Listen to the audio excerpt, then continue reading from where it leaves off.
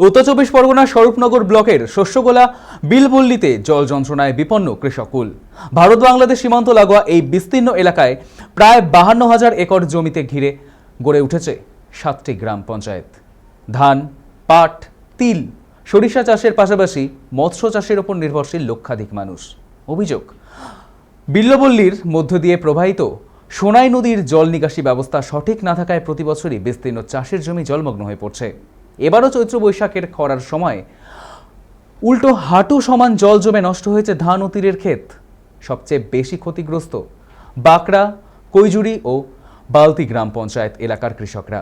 কৃষকদের দাবি, দ্রুত স্থায়ী সমাধানের উদ্যোগ নিক প্রশাসন।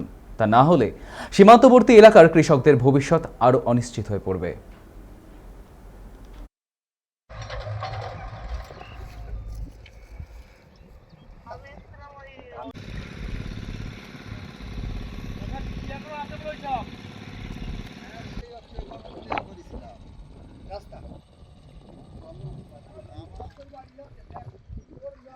মাঠে আমার এই ফসল আদি সব নষ্ট হয়ে যাচ্ছে।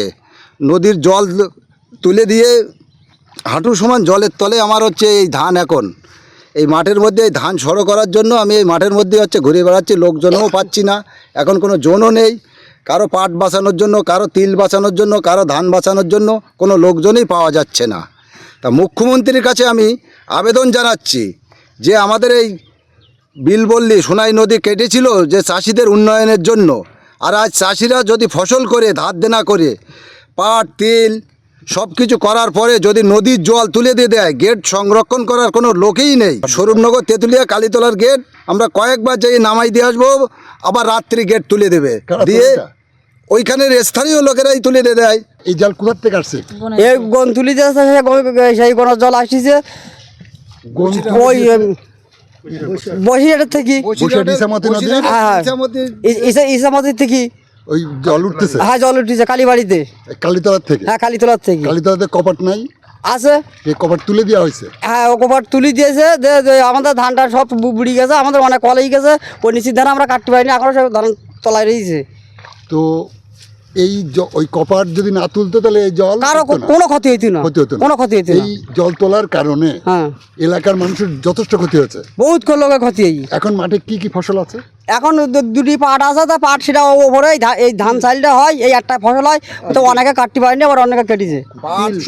সবগুলির পাট তিল যা আছে ওই উপরে মাঠেটা সব পুরো নিচু জায়গা বলতে একদম পুরো ক্ষতি গিয়ে, সব ক্ষতি হয়ে গেছে। একদম পুরো ক্ষতি গিয়ে।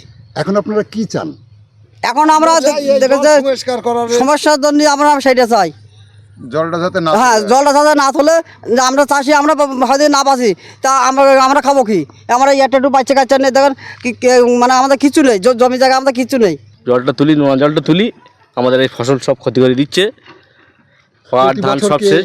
প্রতি বছর একই সিস্টেমই হয়।